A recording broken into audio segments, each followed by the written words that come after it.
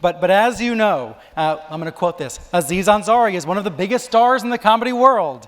Rolling Stone put him on the cover of their special comedy issue, labeling him the funniest man under 30, although he's now 30 and almost 31. So we'll see what title will be next. And The Hollywood Reporter has said that he has become one of the most prolific writers and performers on the comedy scene in recent years. But enough of that. We're going to talk about all his roles. And so let's bring out Aziz Ansari. There he is. Welcome.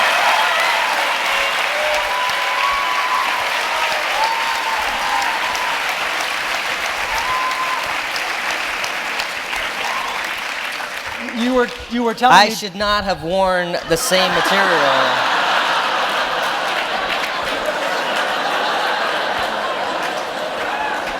Do you want to trade?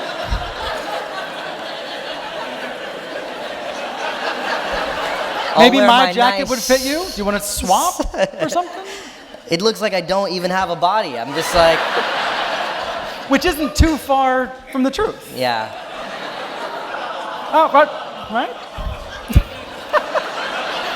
You got a sympathetic... Fuck you, Brian. How about that for a start to the interview? You have a sympathetic crowd. Didn't even read the bio I typed up last night. He's also kept busy in the film world. You were saying backstage, you had a radio interviewer clearly faking it this morning, right? Oh, yeah. Going through this bio. Those radio things, sometimes it's fun. You can have a conversation, and other times they're just literally just reading things and like asking you the most weird questions. Just like, all right, so, okay, yeah, you co-star opposite Amy Poehler and beloved Emmy nominated. How is that? Is that a good thing? You did have Charlie Rose yesterday.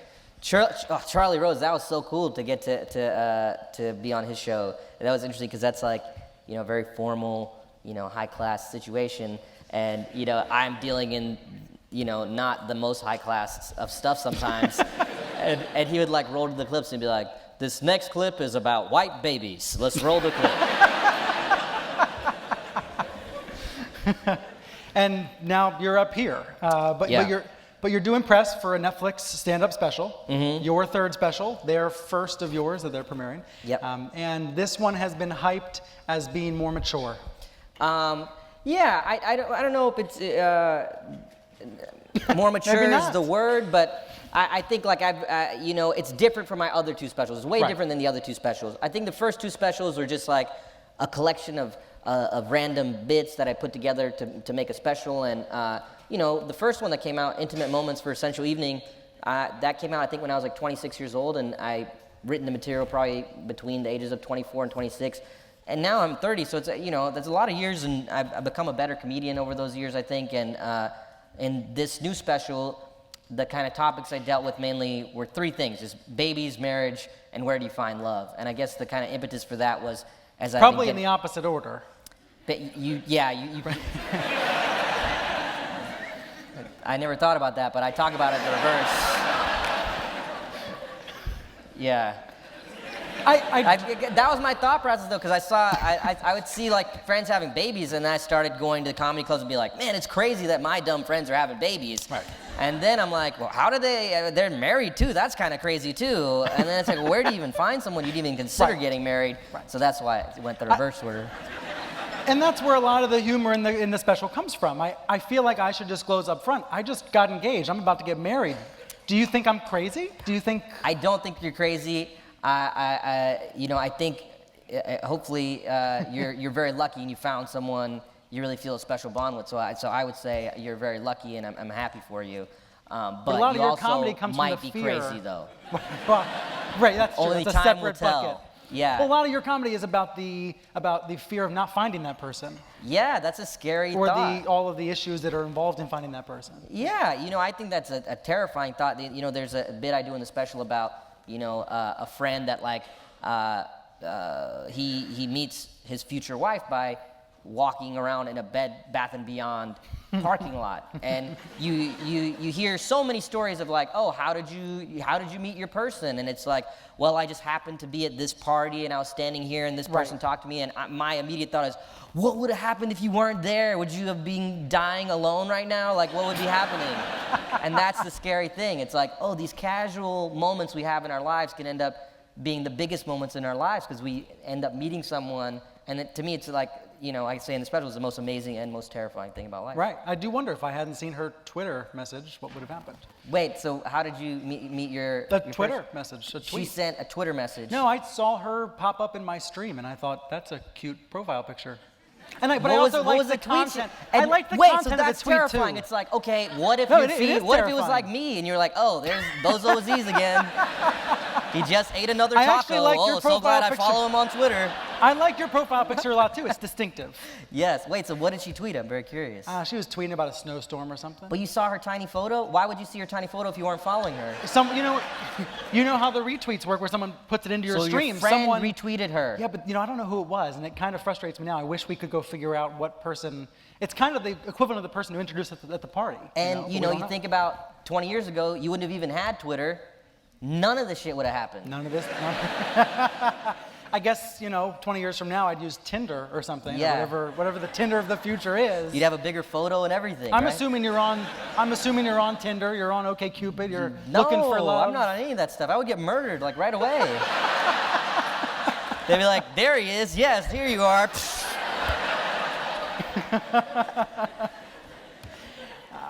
You did have that fake Twitter account though for Homeland. So Oh, maybe I as a had fake account you could do it. I had a fake Twitter account As for someone Sergeant else. Brody. Right. And then I forgot the password, so much for that bit. Well, let's pretend like we're going to go through your bio. Let's go through your career arc real quick, because someone on Twitter, when I asked for questions today for you, said, how the fuck did a guy who talks like that grow up in Marlboro County, South Carolina? Talks like what? I don't get it. Like, how did I get? I still have like a little bit of a Southern accent. Wait, is the question that I should have more of a Southern accent? I could ask them, but I don't want to Out waste of all the precious time. questions people tweeted you, Brian, this is the one you're like. This is the one that I wrote down. This guy brings up an interesting point. Let's use the backup one. I think you once said, when you're growing up in Bennettsville, your dream is to just get out of Bennettsville. Yeah, that is. Not people, to get here, but just to get out of town. Because people would ask me like, oh, okay, so did you dream of being a comedian when you were a little kid? And when you grow up in a small town in South Carolina, that would just be an absurd dream to have. It would honestly be like saying, oh, I want to go to Mars. Because, you just see the world. I believe it was this guy, Todd Hanson, who was a writer on The Onion, said this thing that I thought was really stuck with me, that I really kind of put it well in words. Just when you're living in a small town and you watch TV, it seems like that's another world, and you're on the other side, and you'll never be a part of that other world, And that's how I felt growing up. I never thought it was anything that was possible. And when I came to New York, when I was going to school in NYU, I started doing stand-up, and even then, I never did it with the goal of doing, acting or touring or any of that stuff. I just wanted to be a good comedian and just be good at that as a skill. And then, as I got better, different doors opened up, and I ended up doing more acting and touring at a bigger level and all that stuff. I kind of feel like NYU was your first big break then. Forget comedy for a minute. Just getting in and getting to go to New York was a big break. I mean, I really owe everything. Of course, I got to New York. waitlisted by NYU, so that's why I say that. Yeah. I owe everything to New York for sure. I wouldn't be here if I didn't come to school in New York, I don't think. Maybe, but we'll never know. I'm really interested in the 5-year part of your life, 2000 to 2005, the part that's empty on Wikipedia, the part that, where you get to New York, you're going to school, you start doing stand-up in 2000. It takes a while to get to the point where you're on Human Giant. Absolutely. Yeah, it's the same as anybody. You're doing these open mics and trying to kind of get better and get your way onto like better shows and people start noticing you, and you eventually, if you're doing really well in these rooms, like people notice you and you just start getting offered different opportunities and things. And I was making those short films with the guys from Human Giant, and then that was a sketch show that I eventually did on MTV with the Rob Huebel, Paul Scheer, and this guy Jason Wolner, who was a director. Yeah. And that was kind of what 2000, 2005 was. I feel like we have a lot of Human Giant fans here. So for those, so it's at least the front rows. For them, what can you tell us about what it's like to get that call up, to get onto that national stage for the first time? We never thought that pilot would get picked up because it was a show for MTV, and this was when like The Hills and all their reality shows were doing so well. And there was our sketch show, and then there was another sketch show that Nick Cannon was doing. And they're like, all right, well, if they're gonna do a sketch show, Felt they're like it gonna was do one one, or the other. and it's like us, Indian dude, 2 random white guys, or Nick Cannon. They're gonna go with the Nick Cannon show. There's no way they're gonna pick both shows if they pick any sketch show to do. And they ended up picking both of them up, and we were very stunned, and we were very excited to get to do the show. And that was really my first like experience, doing stuff on camera that ended up on TV and things like that. And it was really like a big learning experience for me. And we had a lot of fun making it. We got to do a second season. That was super fun, and they offered us a third You could have season. done a third, yeah. Yeah, we didn't get canceled. It always comes up. What did but you we learn did it. about television by doing it for the first time? Because like you said, it's the first time on camera. Yeah, I really knew nothing about how TV worked or anything. So I remember I was on set the first day, and like I was like, it smells like something's burning, and this guy was like, that's the lights. Have you ever been on a set before? And I was like, not really. I was like, I'm the executive producer. You're fired. No. I didn't fire that guy. No. He's fine. He did. But it was interesting. It was cool seeing how a sketch show gets made. Sketch show's so hard too. But you learned a lot about like that show. I was executive producer, so I would be there in the edit with Jason sometimes, and we would work on pieces like, and you'd saw like how seeing how things work on and that end helps you become a better actor because you see all the footage and you're like, oh, I should have done this, and then when you're filming the next time, you're like, oh, I remember what we were missing in the edit last time. I should give like a range of performances or whatever. And do you still feel that today when on Parks? Have you still? I definitely, internalize those there's lessons? things I learned from Human Giant that helped me be good at what I do on Parks. And Parks has helped me become a better actor and everything as well. That's been another learning experience too. They call NBC, but it's not NBC that calls about Parks, or is it? Is it who calls you when Parks and Recreation starts happening for you? You mean when I first got hired? Yeah. Well, before you first got hired, when they first inquire. About bringing whether I you on to want to Parks. even do the show. Yeah. I met with these 2 guys, Mike Schur and Greg Daniels, who are the executive producers. Yeah, and so Greg and Mike were both executive producers on The Office at the time, and they were just meeting with people because they said they were doing a new show. They didn't know what it was going to be or anything, who was going to be in it. They really knew nothing. They just said, we're just going to do a new show. It's going to be documentary style, and we would like you to be a part of it. And I said, yes, absolutely, because they were working on the U.S. office at the time, and I just thought it was so funny, and they really seemed to be smart guys. And so I told them when I left the meeting, I was like, whatever you're doing, I want to be involved. It would be my dream job. I would love to work with you guys. And and then a little while later, they put it all together, and I signed up, and then luckily, I don't think it ended people up being a realized great at the show. time you were playing what, Ed on Scrubs? You were an intern on I did a Scrubs. little stint on Scrubs. Couple of fans of my performance in Scrubs. Sounds like it. Very committed fans. If you look under your seat, you'll see an signed Ed Scrubs headshot. That was really fun because that was my first experience like on On a sitcom. Yeah, a regular sitcom, and it was so fun. They were just letting me improvise and just They were say taping anything in that I old wanted. hospital, right? Yeah, they film it in this old Yeah. hospital, and Bill Lawrence was super cool to work with, and they were really just letting me do the whatever dumb stuff I wanted to do, and it was like making it on, and I was so surprised. It was really fun, and it was kind of a fun first foray into kind of sitcom television. Was it easy to get out of it though? Because I wonder what would have happened if you couldn't have gotten out of that. I mean, Well, they that wrote was always it like off. it was like a multi-episode arc. It wasn't like I was going to be there the whole season or anything anyway. Okay, so this it wouldn't have ruined the No. future on Parks. No, Yeah. it was a separate thing. And you're the first cast member that signed on Parks. What was it like when people like Amy were signed later, and you're seeing who you're going to be lined up next to? Because you didn't know. You didn't know who you were. Really didn't know, and what happened is like they're like, oh, Amy Poehler, and it's like, oh my God, that's amazing, yes, and I really do nothing, so it could have been. I always used to joke around like, oh man, they could have just been like, You know, it's you and Paul Walker working in the laundromat. Let's go.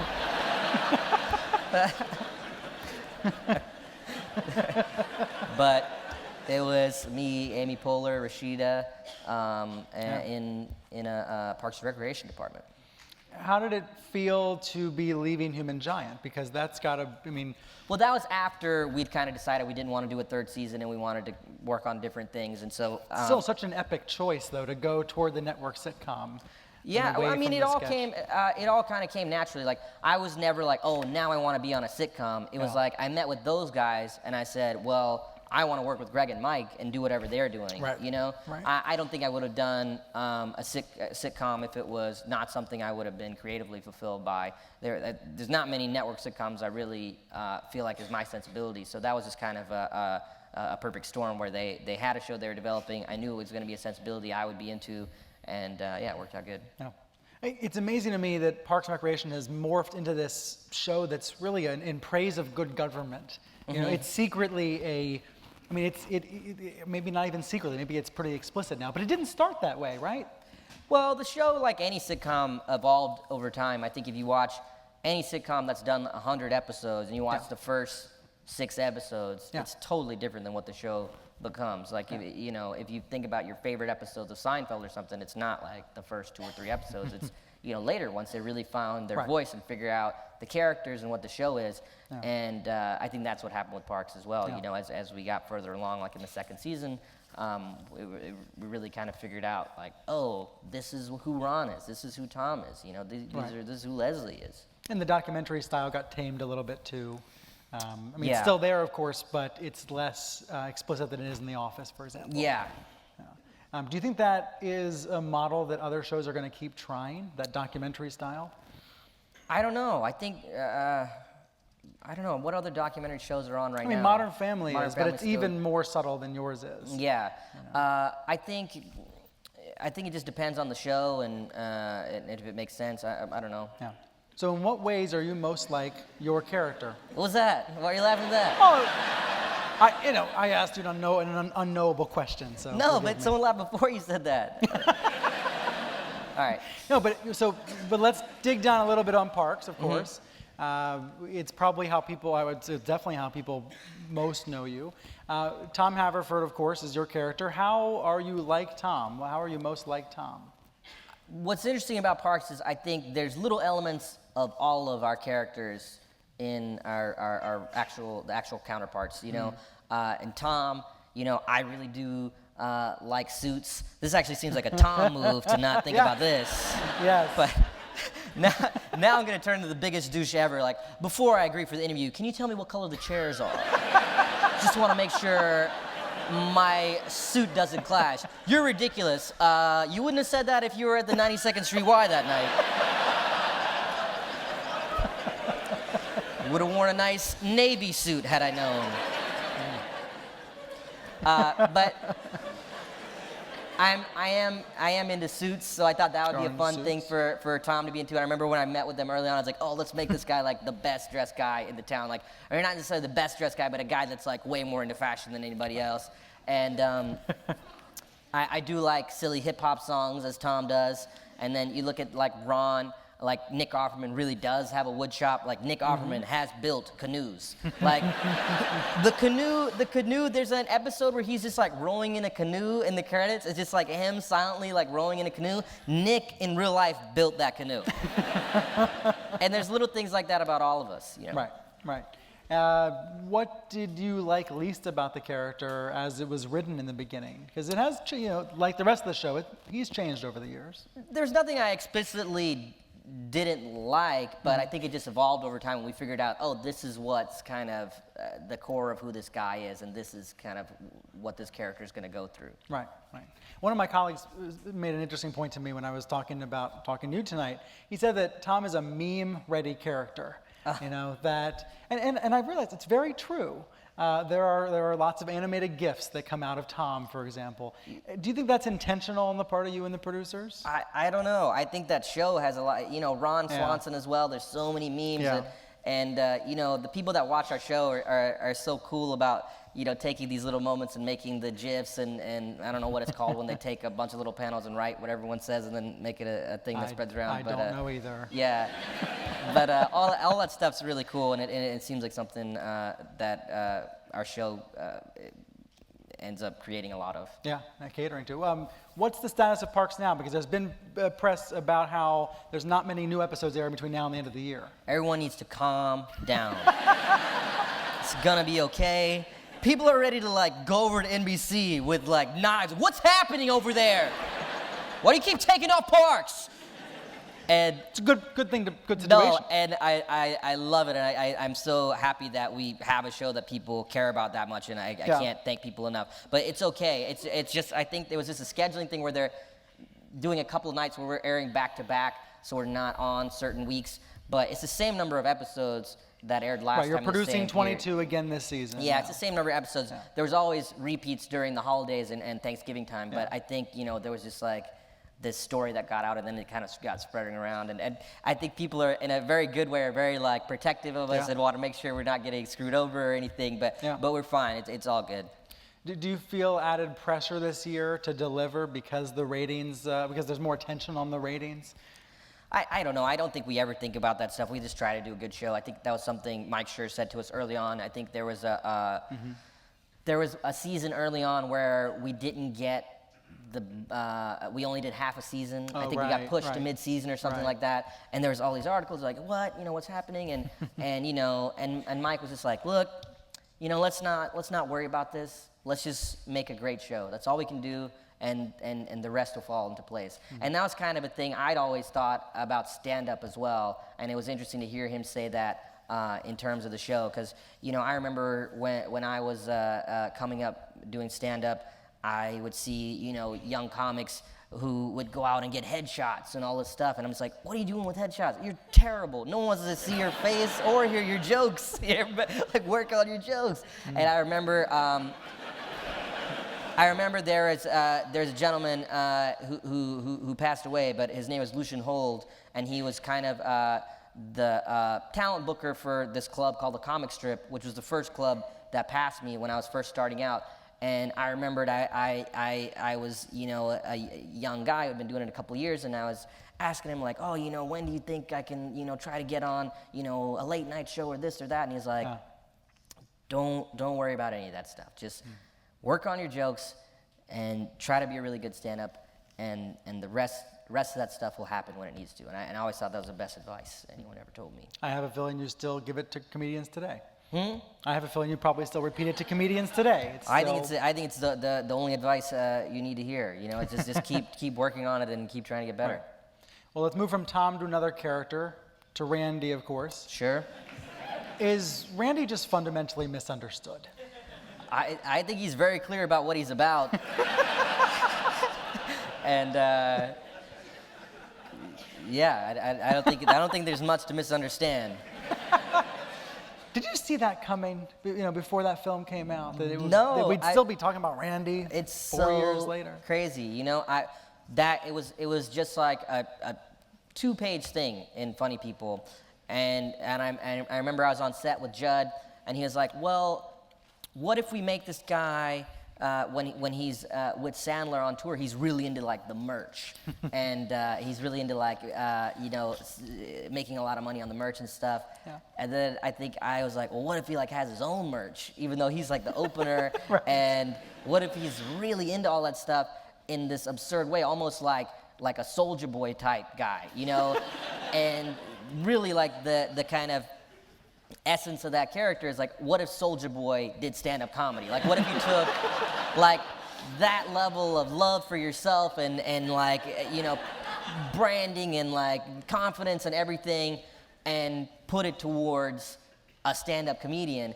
And so then we like improvised that. There is a scene. It's not a scene that's not in the movie actually, but it's a scene where I'm with Adam Sandler, and he's like getting rid of some stuff in his garage, and I just started improvising stuff about like how, oh, I want to do a tour where I have like pyrotechnics and all this stuff, and started talking about like doing different dances and all this stuff, and we're coming up with all this stuff, and it was really like fleshing out this character. And you know, I talked to Judd, and I was like, man, there's like so much stuff that's like funny about this character, and it's never gonna be in the movie. It wouldn't make sense to like, you know, tell this story about a guy who's getting sick and be like, well, let's check on this other guy who's obsessed with like getting his dick sucked all the time.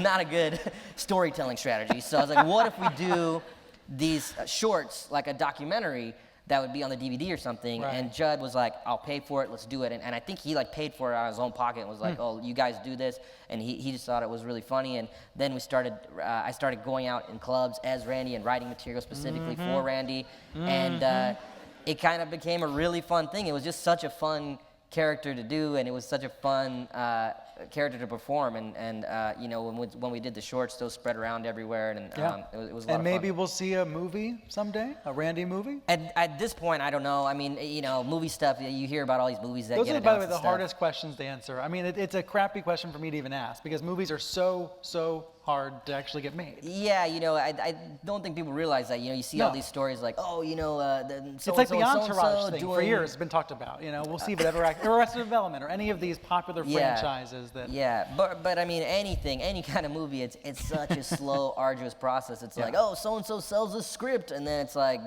years later, it's like, what happened with that? I don't know. Someone threw it in the trash. So I retract my question. I retract my question. But it would be nice, wouldn't it? A Randy movie. I don't know. We'll see. We never really did much work on it.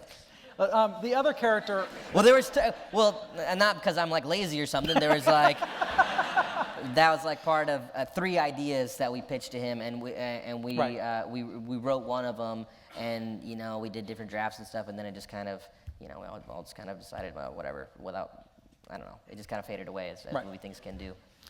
I don't know if everybody here realizes you're another character on another show, Daryl on Bob's Burgers. Oh my God, Daryl. I mean, Oh yeah. it even I am. came up on your Reddit AMA today. Daryl you know, is somebody that loves Daryl.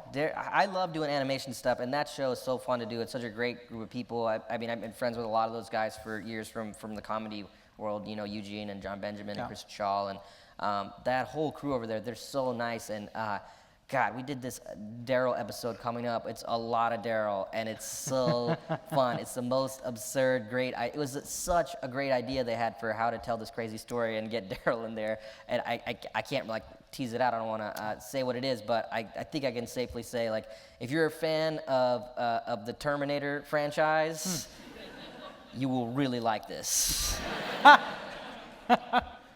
But yeah, that was really fun. Do you enjoy doing the voice work without being able to use anything but your voice?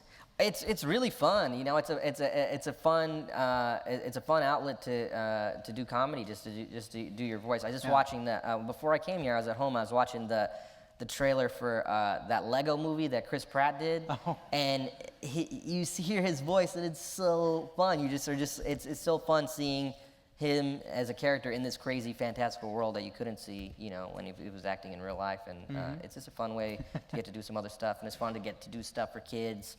So I like it. Yeah. What else do you watch, by the way? What do you? When we talked about, I interviewed you a couple months ago about your Netflix special. You mentioned you've been binging on Scandal. What else do you Scandal. watch? Clearly, Homeland. Clearly. Don't say nothing about Scandal. I'm letting them pile up so I can binge watch. I actually wish I had done that this season. I'm going through whatever binge withdrawal is, you know, where I watch once a week and I wish I had waited. Yeah, here's my dream is like, I just let every episode pile up, and then the apocalypse happens, and I'm in a bunker, and I have like 90 episodes. Right. But I love Scandal. What else am I watching?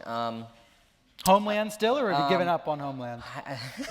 I watched It's a couple been hard episodes. this season. I was gonna let it hold up and see what happens. But I have watched some episodes. What else? House of Cards, I think. House of Cards. Yes, I watched that. That was great. Yeah, that was a really good show, man. Yeah. Kevin Spacey's incredible, and his character's from South Carolina, where I'm from, and that's why I'm trying to get it out there. I need to keep saying it in interviews and stuff that I want to play a corrupt Indian senator. I'm sure he's.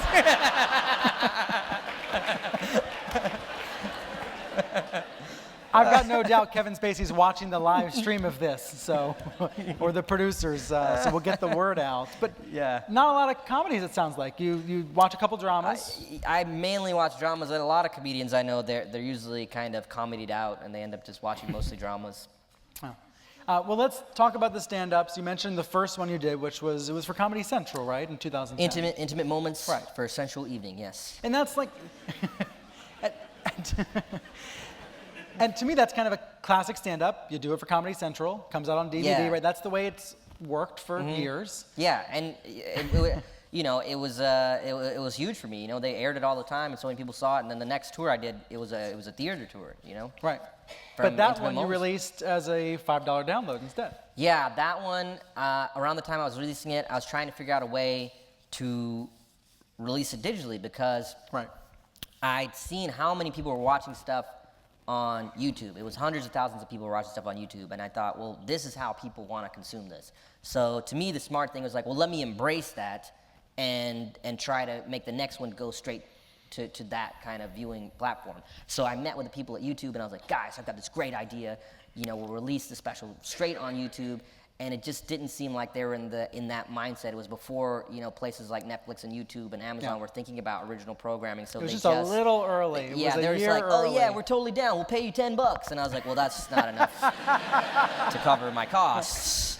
So I was like, well, what do I want to do? And I thought about another idea where it's like, well, what if I get like a sponsor or something? And you know, then like when you go that route, it's like, oh yeah, Nabisco will sponsor. You just have to dress like a cookie the whole time. And it's like, well, no, I don't want to do that. And then, so then I'm sitting there trying to figure out how I'm going to do it. And around that time, randomly, I saw Louis C.K.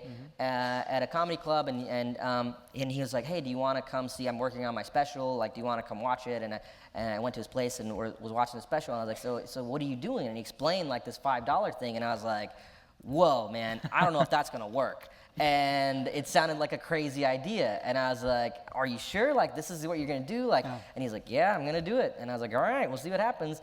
And then he took this big risk and did it, and then it was clear. It's like, oh, wow, like this worked tremendously well. Everyone loved it.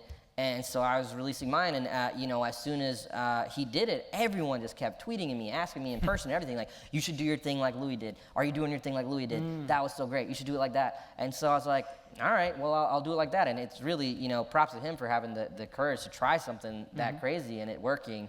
And when you think about it in hindsight, it's like, oh, it's not that crazy, you know? Like, if you're touring in, you know, theaters that seat like 2,000, 3,000 people in all these cities, like, clearly those tickets are very expensive, and clearly, you know, a $5 is not a huge investment, so you could probably get people to get on board with that. And so that's why I did Dangerously Delicious that way. And so it came out for $5, but then a few months later it came out on Comedy Central, and then a few months after that it came out on Netflix. Right. So you kind of get every I had like every window, if you will. And Intimate Moments also is on Netflix as well. Right. And so when I was with this one, I told you in our last conversation, I thought, well, everyone seems to be watching these specials, my specials on Netflix. People thought it was a Netflix original already. Yeah, people were coming up to me when Dangerously Delicious came on Netflix. I noticed a lot of people coming up to me in the street and saying like, "Hey, I just saw your special on Netflix."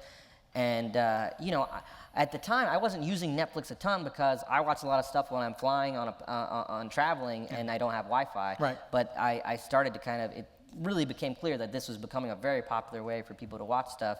And and then after the success of House of Cards, I just kind of met with them and was like, hey, I have a special. Like I saw Ted Sarandos, who's one of the head guys over there, and he was like, man, your specials are doing so well for Netflix. And I was like, I just shot, and I'm editing the third one, and I think it's like my best one. Why don't you guys do it and do it up like House of Cards? And he's like, okay. And then that's like pretty much Do it what up ended like up. House of Cards. That's how I do that my line. meetings.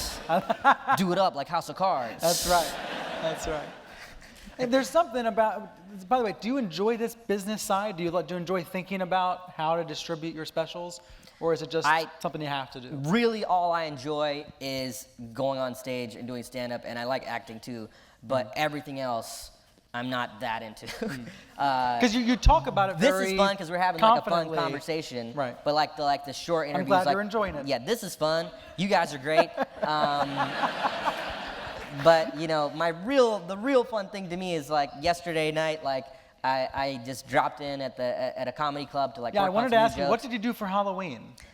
Halloween, my costume was I had this Thomas the Tank Engine costume. It's like, it's very easy. Just slip it over and you look like Thomas the Tank Engine. I bet. And my costume though was Idris Elba dressed as Thomas the Tank Engine. And I wore that costume, and I just I went to this club called the Comedy Cellar, and I was like, oh, I want to drop in and work on some jokes. And I told the host, I was like, hey man, like introduce, like whenever there's a special guest, you know, someone that's dropping in, they'll be like, oh, you know him from the hit movie, whatever. He's a special guest, make a lot of noise for, you know, Chris Rock, whatever. And so I was like, okay, go up there and be like, you know, do an intro for Thomas. And so he went up there and he goes, you know him from the hit show Shining Time Station. Make a lot of noise for Thomas the Tank Engine. And then I walked on stage dressed as Thomas. I was like, choo choo, motherfuckers, choo choo. And I got up there, and you know, when I first walked up, people were like, Thomas the Tank Engine, and then they saw it's me, and it was a lot of fun. It was really fun. I don't know if I'm allowed to ask you this, but what joke worked? What joke bombed last night? You were working on a few jokes. What joke totally failed? And do you want to try it on us tonight? Nothing totally failed. Forgive me. But you know, I was just working on some stories and stuff to tell. I'm doing maybe for the fourth stand-up someday, I would assume. What's that? Maybe for the fourth stand-up special someday. Fourth one's almost done, man. I'm Oh, almost is done it? writing it, for real. Wow, Yeah. okay. Because, you know, I have like a break between, whenever I start filming the special, I start writing stuff.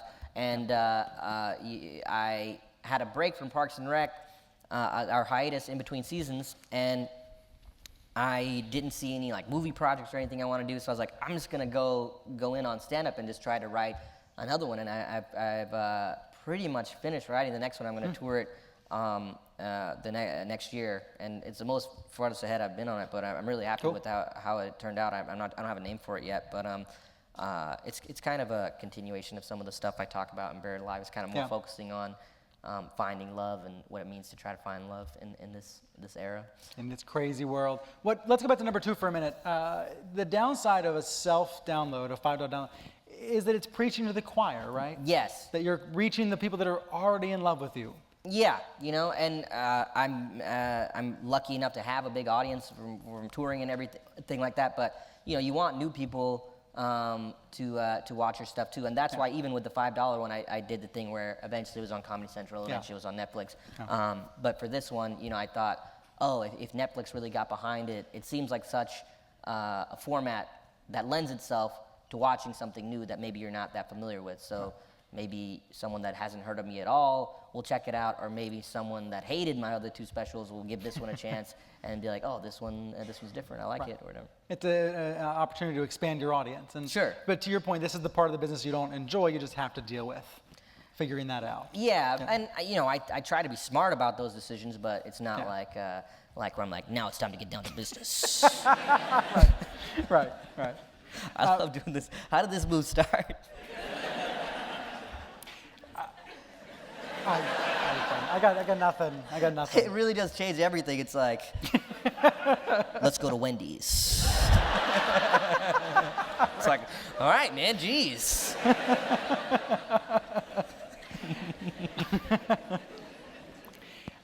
You had mentioned to me when we talked for the New York Times story that people, when they come up to you and they say they watch you on Netflix, they say, you know, it's been a long time since you did a free stand-up special. I need more free stand-up. They don't even realize they're paying for Netflix. Yeah, you kind of just don't think about it because it's just, you know, it's how I lost a lot of money to them by keeping the same three DVDs at my house for years.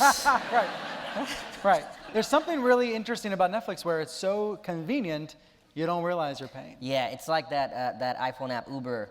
You know, the cab thing, you just don't think about how much you're paying. You're like, this is easy. I'm just hitting a button and I'm getting somewhere. It's like, you're paying so much money, though.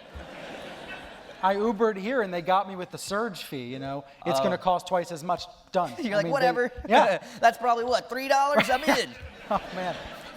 Oh, man. What's, talking about the third special, you mentioned that you had already taped it, edited it. It was all done pretty much when you gave it to Netflix. How does that work? How does your stand-up change when you know there's a camera behind you and cameras up there and cameras all around you?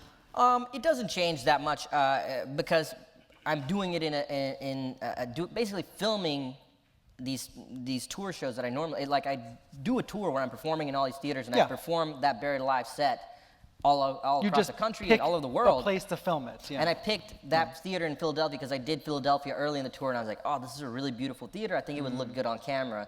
And so I picked that theater and we booked 2 shows. We filmed both the shows. The only thing about this special in particular that made me nervous, where I hadn't felt this kind of nervousness in previous specials, is there's a big bit in the show that involves me interviewing someone in the audience about their marriage proposal. And it's always a lot of fun. It always ends up being a good bit, and I can always make it work because I've done it so many times. But definitely some are better than others. Right. And I was scared that what if we get a dud? And so I planned okay, well, maybe at the end after the encore I'll come back out and just interview a few more people for proposal stories. But the one we got was maybe my favorite one ever. I wouldn't do it justice trying to recreate it here because there's so many special moments to it, but I was so happy with how it turned out, and I'll tell you some of the ones that that I had in other cities that I didn't film, but I wish I had footage of. There's one guy who said that he got first off, I was very curious how this would turn out, how people propose what their stories would be. Initially, I thought, okay, well, probably 65-70% of them will be some sort of interesting romantic gesture, like some sort of stunt or something, not like baseball game or whatever, but just something kind of sweet and interesting. Couldn't be further from the truth. That's 20%. 80% of it was just we went to dinner, got back to the house, and I did it. I'm disappointed. Yeah. What did you do? Did you do? You said you proposed recently, right? Well, you just got engaged. I hope this is romantic. So all right, let's set the scene. Where were you? Where were you? I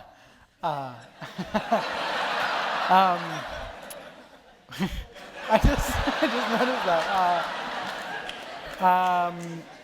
We were on the roof of our apartment building. The roof of your apartment building. It's a very big roof. It's a big building, so it's a big roof. It's a big roof, and is it nighttime, daytime? It's 6. I'm getting nervous right now. 6.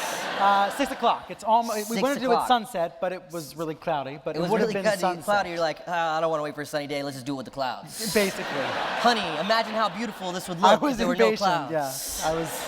And was so impatient. It's on our rooftop. We have a nice view of Midtown, and so we did it on the rooftop. And I did a scavenger hunt, so she had to. So this is kind of like a fun thing. I mean, I thought so. Oh, scavenger hunt! Give us the clue. I'm kind of mushy gushy. So she knows.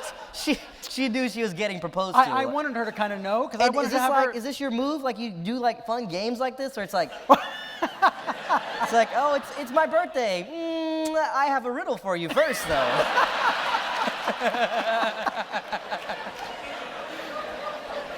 Maybe I should. So this sounds really fun. This sounds like one of the ones in the 20%. So there's a scavenger hunt. I kind of felt like she had picked out the ring, so she knew I was going to ask. Oh, okay. She already told me she was going to say yes. Oh. So I didn't take anything for granted. I still had to, get her to the. You still had to write these clues. Get her to the roof. Yes. She was like, I was on board, but this is a piss poor scavenger hunt. The clues were so easy. Right. Well, that sounds very sweet. Do you remember one clue you could share with us?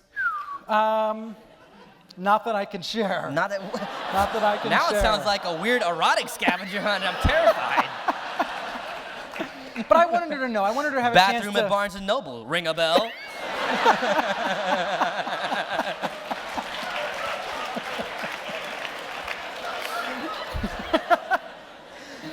But, see, it's so fun talking to people about proposal stories because it's so fun. That's the word, fun. That's the word.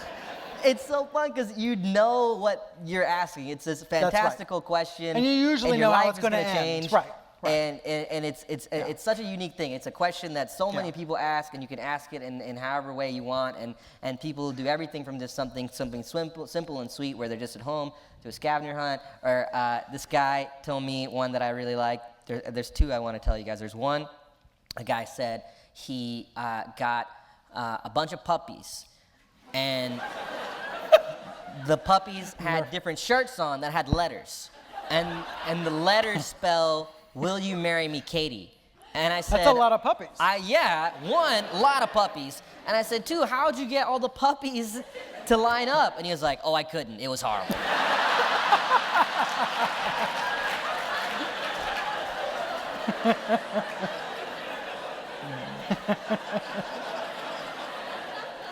And then there's another one involving a puppy that I loved, where this guy said that that it was Christmas morning, and he put the ring on a necklace around the puppy, and she'd wanted a puppy for Christmas, and that was how he did it. And I was like, oh my God. So she comes down Christmas morning, and a little puppy runs up with a ring around its neck. And he's like, oh, no, it was a stuffed puppy. I didn't buy the puppy. And I was like, no!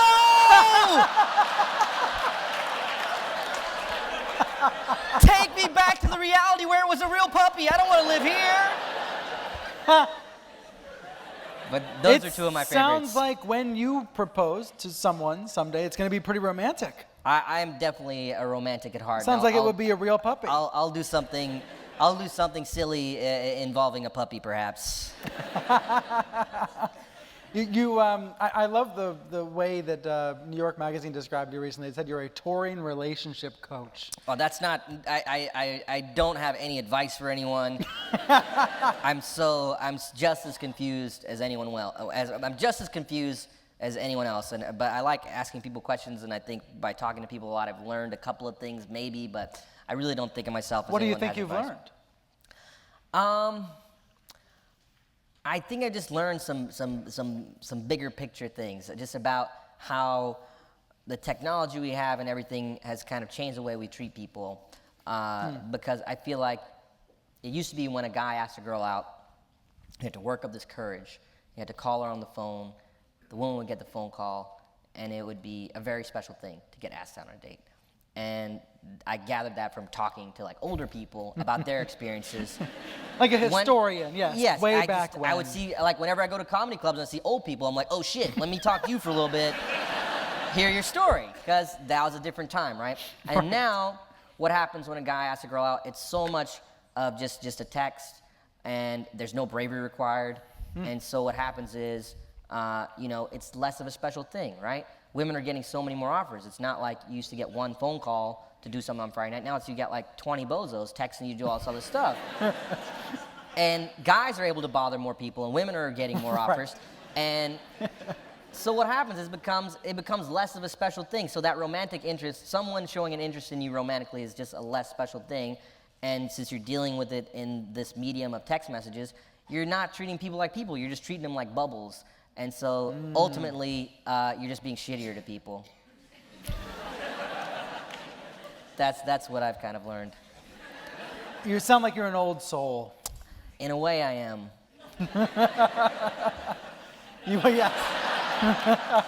You will be calling them up on the phone. That's what you'll be doing. Yeah. Well, yeah. I personally am a phone guy. I like calling people. I find that so baffling. I could say, but the last date you went on, how did you meet that person? Last day, a friend of a friend. Friend of a friend. Friend of a friend. I think is the best. I think that's where you have the best chance of meeting someone you get along with well. I'm still thinking you're going to meet the person on Twitter like I did. Twitter? You're so active on Twitter. That's where I'm going to meet the person that's murdering me. Wait, so you got your tweet, and then what happened? Were you able to DM her right away? Was she following you? I was lucky that she was following me. Ooh. Because then I would have had to sufficiently impress her with my @replies to get her to follow me. That's a tricky situation. It's a whole other, yeah. But no, we quickly moved to DM. quickly with the DM. I mean, there were. To be fair, there were a lot of dates via Twitter that year. There were And a it lot of was, dates via Twitter. You know, there were probably 4 or 5 other women that year via Twitter. Twitter was a For you personally? Oh yeah, Man. very valuable. Your wife better shut your shit down, man. She actually has my account on her phone now, so she sees all the DMs Oh my God. that come out. I know. It's like, I know the deal, Brian. You're a Twitter stud. I have a story that I can't say the names or anything, but a friend of mine told me that he got an app message like you did from your wife from a very beautiful model person, and she sends him the message, and he's like, she's like, I really like your show, blah blah blah, and he's like, oh, thank you very much, and then he sends her a DM like, hey, thanks so much, that was very nice of you to say that. He says, cool, and then he was going to send her another message, and then he found out he unfollowed him and just started following the show's Twitter account and just left him in the dust. That's so mean. And yet so funny. Yeah, I think she just saw what was going to happen. He's like, oh, it's one message. I know a message coming next. Right. Seeing it coming. That woman, Brian's wife.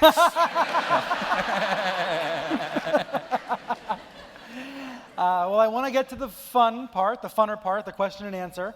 So we'll do that in one moment. Think of your questions. But what do you want to be when you grow up? Me? What do I want to be when I grow up? Yeah. You know what I'd love to do? I just figured this out recently.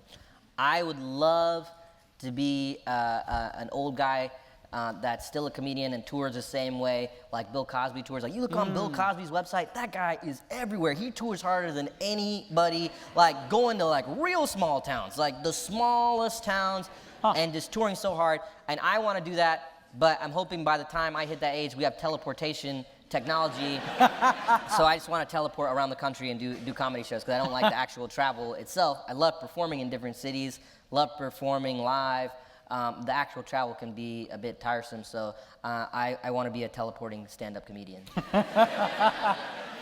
Maybe you can invent that job. Maybe I'll invent the teleportation. Right. Well, It's called teleportation. Let's see if there's any questions out there. There's microphones on either side here. It's a little hard to see you all, so they're going to bring the lights up so we can see you all. Let's take this first question over here. I wanted to ask about your cousin, the one who eats the Cinnabons, and Yes.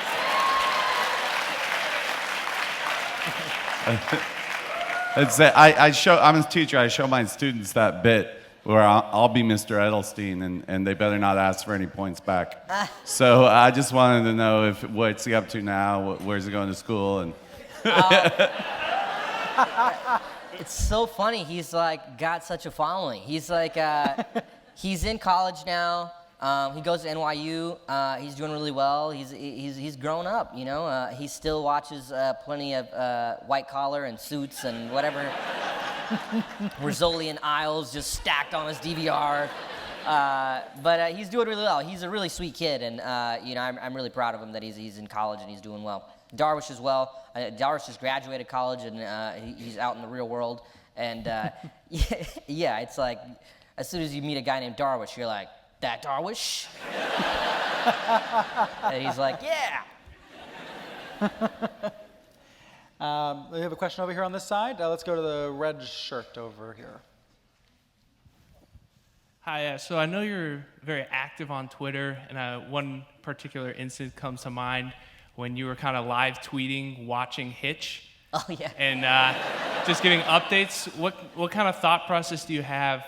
You did it for the political debate as well. Do you just tweet whatever comes to your mind, or is there kind of thought process behind it? You know, I don't tweet that much, but occasionally something like that will happen where I'm just kind of bored and I just have an inspiration to. But I'm pretty infrequent on Twitter, and I feel bad for the people that follow me that I sometimes take a long sabbatical. But yeah. I don't know. Maybe I should. What would be a good thing? What would be a good thing to live tweet? Scandal? No, I would spoil it for so many people. I'd be scared. Retta from Parks does that. She live tweets the shows she watches, which is really fun. But yeah, I'm scared to do the TV shows because people watch them, and I want to spoil. Maybe you should live tweet an episode like 2 years later. Even then, you never know.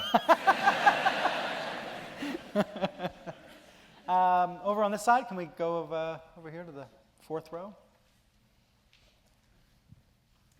Hi. So you talk a lot about, being scared of settling down and getting married, but, what's your type? Who are you going to settle down with? Who's the type of girl you settle down with? I don't know. I think, I talk so much about being scared of that stuff, but I had kind of an interesting moment. I went to a friend's wedding a few weeks ago, and his vows, him and his wife's vows were so beautiful, like really just moving. And I saw that and I thought, wow, well, if I ever feel that, I wouldn't be scared at all. I wouldn't think twice about it, So I think it's just about meeting a person that makes you feel something so strong that all those fears go out the window, I guess. What did they say in those vows? Like I should take notes. I can't remember that many specifics, but It was that good. It was like the guy just talked about how every day he looked forward to waking up and laughing with her, and the girl said this thing that just really struck me. She said, "There's no other person on earth I'd rather have a conversation with than you," and I was like, "Wow, that's like a deeply amazing thing to say, just on a basic human level. No other person on earth she'd rather have a conversation with," and I just heard that, and I was like. That reminds me of the line in the special you talk about, hey, I want to die with you. I want to be with you till I die. Yeah. I mean, I'm not doing it justice, obviously, but it's that level of commitment. We should just film Brian Steller's Buried Alive remix. Hey, your favorite jokes reinterpreted.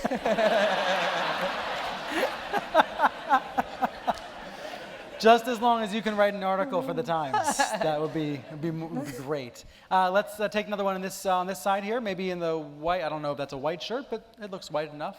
We can get the microphone over to you. Hello.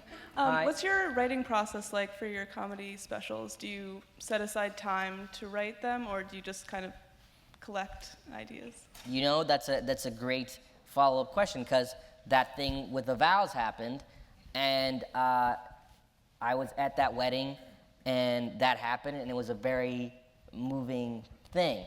And whenever something is I found, and recently with writing Buried Alive and this new one, whenever something makes me feel a strong emotion, I'm like, okay, what is this making me feel? How can I talk about this in stand-up? And for those vows, what was interesting to me was I heard the vows, and I was like, wow, this is incredible. But at a certain point, what happened was me and like a couple of other people at the wedding were like terrified. Because we heard this and we're like, what if we never find that? And at a certain point, you could sense, even during the vows, at first we were like, oh wow, this is so beautiful. And then at a certain point, everyone was like, all right, fuck you. You know we're not that happy. Why are you rubbing this in our face? That is so rude. And so I'll take like an idea like that, and I'll just start talking about it on stage. I'll drop in at small clubs like the Comedy Cellar in New York, or in LA, I'll go to the Improv or UCB Theater or whatever. And I'll just start talking about it and just see where it leads me. And I do a lot of the writing on stage, but I took that and started doing jokes like that, and then it kind of just goes from there. And eventually, you do that to the point where you have, like 10, 15 minutes, then that becomes like 20, 30 minutes, and then when you get it to like 45 minutes, then you have like a show that you can do like at a small theater. I'll do it like at a theater that's like 100, 200 seats to kind of work on it as a cohesive show and make sure it has the right flow and thematically it works, and I'm not staying on one topic too long or whatever. And then I have like an hour, and then I'll do like, theater shows like in some smaller markets, that I maybe didn't tour in the last tour, and do like, 1,000-seat theaters or whatever. And then when I feel like it's really, in a good place, I'll book like a big tour. So right now with the last one, I'm pretty close to having it to the point where I'm going to book a big tour like in the spring of next year. But that bit's an example of just like how that writing process works. It's like something happens, and I'm like, okay, how do I talk about this? And it just takes a bunch of stabs. So I'll go do like, I'll take an idea like that, and it'll maybe take me like 20 or 30 shows to get it to where it's like a strong, bit that just like murders every time, Let's go over onto this side, maybe in the white shirt here. Just curious how the relationship with Kanye is going, and if perhaps Kim broke up that beautiful friendship by chance, maybe wedding plans, I don't know. I haven't seen him in too long, but I saw that wedding proposal, which was pretty good. That would have been a good proposal story. And then on a jumbotron I wrote, what did it say? Please marry me.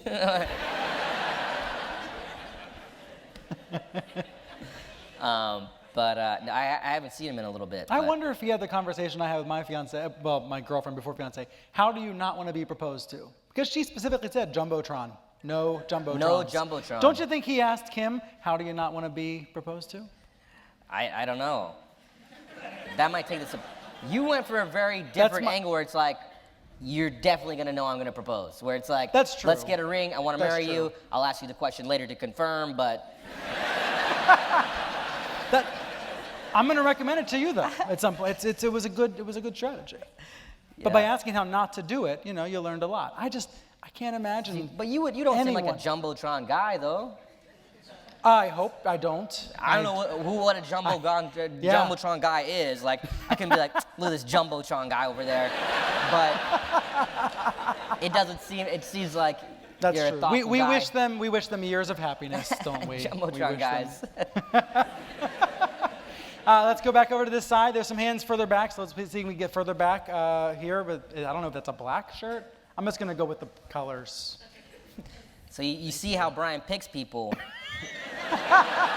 So it's like, if someone in your area raises a hand and you also have a question, you better raise your hand. We're never coming back to that area again. I'm also trying to get a lot of diversity, so, we're going to the black We shirt have a now. question from an Eskimo woman in the left. During your set at the James Franco roast, you were critical of some of the offensive humor that was displayed by the other members on the dais. And so I was wondering if you would just articulate your point a little bit more, because I don't disagree with you in principle, but it is, after all, like a roast on Comedy Central. Yes, of course. Remind And- people who didn't see it, you made a comment about how they had went back in time. Well, so there were two things. There was people were doing people were doing Indian jokes, and I knew that. I figured that was going to happen. And the other thing to keep in mind is I was on towards the end, right? So I knew. So what happens if you're on at the end is like, okay, most of the kind of go-to targets for all these people is taken. Right. So it's kind of a harder spot in a way because it's like, ooh, so all people are going to hit people for their big things. So what I did was like, okay, well, I'm going to comment on what's happened in these earlier things. And so people were doing these Indian jokes, which I expected, but I mean, these people are all my friends. They're my friends. But they were doing these Indian jokes where it's like, blah, blah, blah, and then you slipped on some curry. Like, it wasn't that, but it was like, it was that level of creativity, and these are all smart comedians who I know can do better. So I heard that shit, and I was like, man, it's so cool you guys are able to travel back to 1982 for these Indian jokes you got, and just made the point that these stereotypes are so old. Now there's more Indian dudes like on sitcoms than there are running 7-Elevens, and and I did jokes like that because I thought they were kind of like hacky Indian jokes, and they weren't like the smartest Indian jokes, and those are all really smart comedians, and I thought, it was funny to just shit on them for doing that. And then the other thing I made fun of was there was a lot of jokes about Franco maybe being gay, and I'm trying to think what I said. I said something about just like, oh, okay, well that's, my point was basically like, oh, that's not really a thing you can make fun of him about. You can't say, oh, maybe he's gay. Who cares if he is gay? Like, why are you guys so scared of that? Is that why none of you guys, shower or read a book? You think like if you do that, dicks will just start flying into your mouth all of a sudden? Like, are you that like homophobic? And there was a second part of that joke.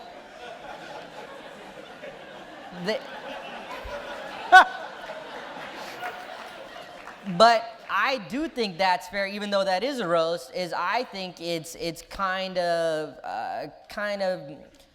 irresponsible is too heavy a word, but I think it's a little bit not cool to just say like, oh, the joke is that he's gay or something, because that's, I don't know. And there was a second part of that joke that didn't make it in, where I just said like, that's not a joke that he's gay, and so it didn't make it in. So I've been trying to write it into my stand-up so I can do it like on a show or something. But the point I was trying to make is that you can't say that's gay. You can't. That's not. That sounds horrible to say that's gay. Like, when something's bad, and that's your way of saying it's bad, that's gay. Like, you realize how horrible that'll sound, years from now, when the gay president has cured all illnesses. And maybe eliminated even the invented your wars. teleporter. That's right. Then, at that time, that's gay will mean something totally different. Then it'll be like, what? You just saved a kid from a burning building? Do you have a dick in your mouth? That is so gay.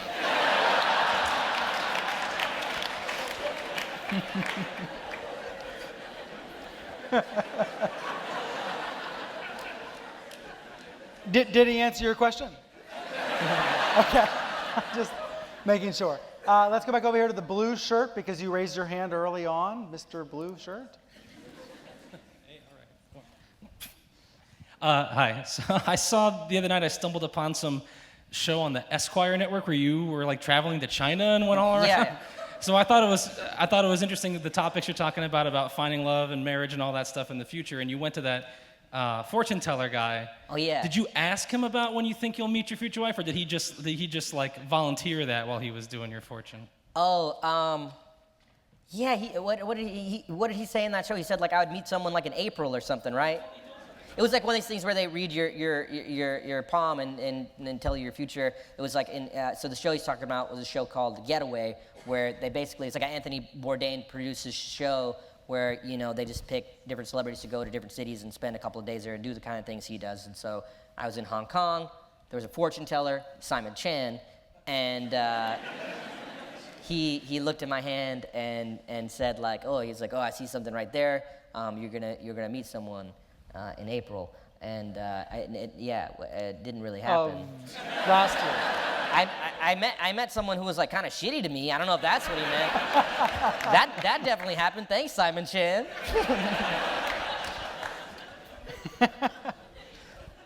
What do people do that's shitty to you? Oh, I was just making a joke. I mean, Oh, come on. All right. Someone's raising their cell phone, which is awesome. So whoever that is has to be called on.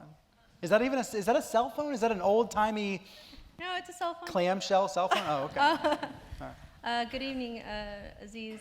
My question is, seeing that you are a romantic and you love comedy, if you had to choose between finding your true love and pursuing your life in comedy, like making it to the fullest, which one would you choose? wait. So what was it? Either finding true love or pursuing your life in comedy, like making it to that status, like Bill Cosby status. So wait. So I can only do one of these two. Or the other. I'm so much further ahead on the comedy thing than I am on the other thing. I don't know. I don't like questions like that because it's like, what is this scenario when that's gonna happen? I mean, obviously, I think I would rather pick the true love, and then just like, figure out some sort of other living. That wouldn't be that hard to do. That's even harder than like fuck, marry, kill with your family or something. It's just an unanswerable, I mean, come. Or not. Brian from the New York Times.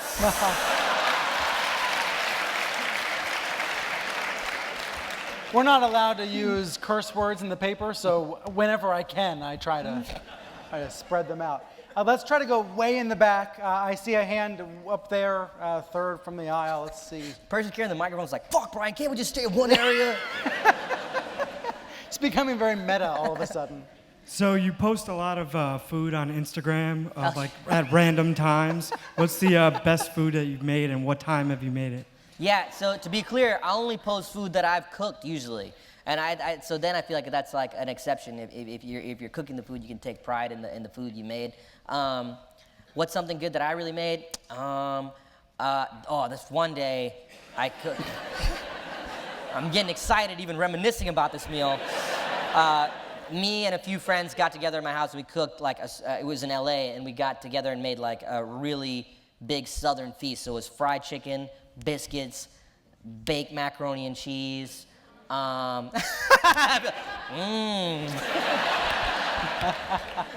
Just all like the classic Southern staples, and it was so good. I'm from South Carolina, so I love Southern food like that, and so it was great. Cool. Let's see. Would you like to call on someone? Because I'm feeling sort of. Microphone people, we'll let you take control. Whatever you think is fine. Perfect. Do do do do do.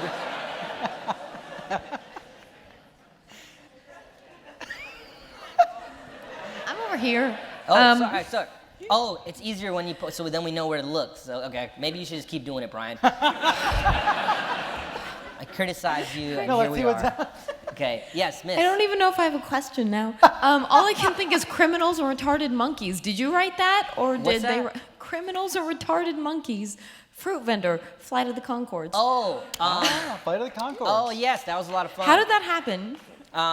Being on that show, I knew them from doing comedy. You know, we would do the same shows and had mutual friends and became friends. And when they were doing the show, they just asked me to do that part. And that particular line, I think that was in the script. I didn't write that line. No, I'm not. Back over to this side. Let's go right here, fourth from the aisle there. Is that, I don't know, green? Yeah, right there. I hope I'm not colorblind. So every few years when I start a new job, I get sent a video, a link to a video, and usually I'll think it's okay. I was on The Apprentice, I've run for office, so like I'm thinking it's something about me, and instead it's you standing on a desk saying, "My name is Surya and my balls are huge." You remember this clip? Yeah. So literally, I get that clip sent to me once a year at least. What's the best story you've heard from somebody who like you've never met, but you've like impacted? Like they're telling you some weird way in which you constantly like interfere with their life. I mean, it's mostly like Indian dudes like you telling similar stories.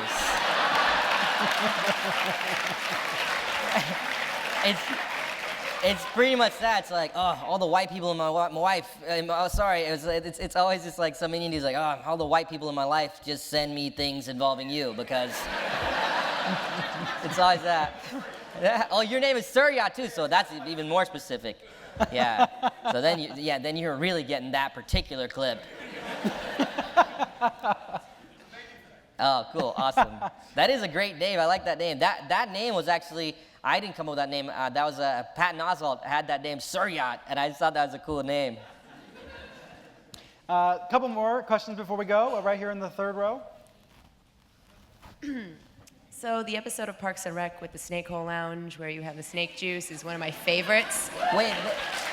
I really, really want to know if you've tried it and how does it taste? I couldn't hear the first part of what you're saying. Which episode? The snake juice episode. Snake juice. Okay, yeah. And what about snake juice, whether I actually tried it? Yeah, and how does it taste? Oh, God. Well, in theory, it would taste disgusting, but, they just put water in there. We just drank water. We didn't... They didn't create this disgusting liquor called snake juice, so we all go method. But no, I'm sure it would be disgusting if it was real, but it was just water. That's some Hollywood magic.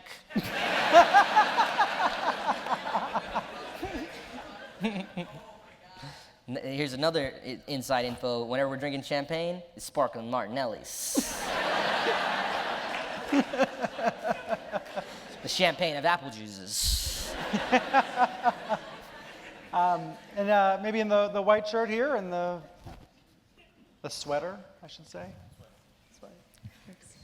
Do you have a favorite skit that you like to perform, and who was your favorite actor to work with? Do I have a favorite skit I like to perform? And for me, so Buried Alive is, I don't do any of that material anymore. It's all done, and I've been writing the next one. And I'm always just excited about whatever's the newest bit that's really working. That's the one I'm always most excited about. In the new show, there's a lot of you know, in Buried Alive, there's that interview bit with a proposal. There's like even more of that in the new show where I'm just interviewing people and talking to people, and those moments are really fun for me because that's always going to be different every night, and it makes each show special because it's only happening that night, and you know it's a unique experience for that particular show. And then what was the other thing you said? What's favorite actor, actress to work here? I just feel, you know, it sounds like a cheesy Hollywood answer, but you know, I feel like I've gotten to work with so many great people. But the cast from Parks is the one I get to work with the most, and they're all just so great in unique ways, and I learned so much from all of them, not only as actors and comedians, but also as people. They're all so great. So I'd say that cast. Back over to this side. We got a question, arm up right away here in the fourth row. We'll go to the back next. They're back getting restless. they're about to rebel. Hello. Do you get nervous before your shows? And then do you have like a routine you do, like 10 jumping jacks, 3 breaths, like that kind of thing? I don't get nervous really because if I'm doing a big tour show, I've really prepared a lot, and I spent a lot of time writing and refining this material, and I'm certain it works, and it works really well, or else I wouldn't do a tour. And so when I come out, I'm very confident that it's going to be a good show because I've worked on it and everything, so I don't get nervous, and I don't really have any routine before, really. I just kind of look at the set list and have everything written down, and that's about it. Nothing too crazy. You make it sound easy. The hard part is all the stuff that goes to get you to the moment where you have the show ready. Yeah. All right, Usher's choice in the back. It's the pressure is on in the my back. God. Why is everyone pointing at this one person? The pressure's on. Whoa! Oh, shit. Pressure's on now. I hope I don't let you guys down. What's up? So, you seem like I am very scared right now. Not the best night for a Punisher t-shirt. But I'm gonna let you guys all down now. No, you seem like a really down-to-earth celebrity. And so, I don't talk to celebrities much, but I figure if there's one to ask, it'd be you. And I just want to know, what's it like when you go home to your family, like your mom and dad, like as a celebrity or as someone who's like made it, and like, are they immensely proud of you? I feel like you come in like Kanye, like, you can't tell me nothing. You know what I'm saying? Like, you come in like what? What's it like to have made it and to come home to mom and dad? It's no different than when I would come home from college or whatever, you know? I just come home, they pick me up at the airport, and I just stay in there, and I stay in the house, and I just eat Indian food, and I don't leave. It's really no different. Like, it's the same thing. Like, my parents don't really give a shit that I'm on TV. Like, not in like they're not proud or whatever. I mean in like they're not like, oh, they're not like standing there with a card that says Mr. Ansari. Like, you know, they're not. It's not like that. And all that stuff you talk about, like, I never really think about like the whole famous aspect of it. You know, like I'm in LA and New York most of the time, and there, like, people don't freak out that much seeing someone on TV and stuff anyway. And you know, I still do the same stuff I used to always do. Like last night, you know, even it's Halloween, I just dropped in at a comedy club, you know, a small like ADC comedy club, and I'm working on material. It's the same thing I've done for years and years. So that other aspect of things doesn't really enter my world that much, and I don't concern myself with it that much. All right, Usher's choice there in the back. Let's see if there's somebody else that's got the support of the crowd. There we go. First of all, I want to thank you. I was Entertainment 720 for Halloween 2 years ago, and you retweeted me, and it got me a lot of street. No brown face, though, right? What's that? It's no brown face. No. No, Miley. No, I was all 3 members of 720 as a mask, so with Detlef Shrimp. Oh, okay, cool. So my friends thought I was cool after that. But it seems like you really like interviewing people. Would you ever think of doing a talk show, and how would you reinvent the talk show format? I don't know. I'm like the regular talk shows. Those guys that do them, they're so good, and it's such a unique format. But I don't think I could do that kind of thing where you interview someone you're not really that into just because they have like a movie coming out or whatever. I mean, that's what they have to do at some point. Like, you think they like all those people? Like, there's no way. But I would rather, if I did do something like that, I think it'd be cool. Like, when I was doing Charlie Rose, like, I was like, this would be cool to do a thing where it's like, oh, today I'm talking to Aziz, and yesterday, today I'm talking to Aziz, and tomorrow it's Dick Cheney. Like, that would be awesome. Like, I want to try and take over for Charlie Rose. Thank you for making some news tonight. That's great. You're going to take over for Charlie Rose someday. I'd like to see you interview Dick Cheney. I know. I'd be like, I didn't do any research.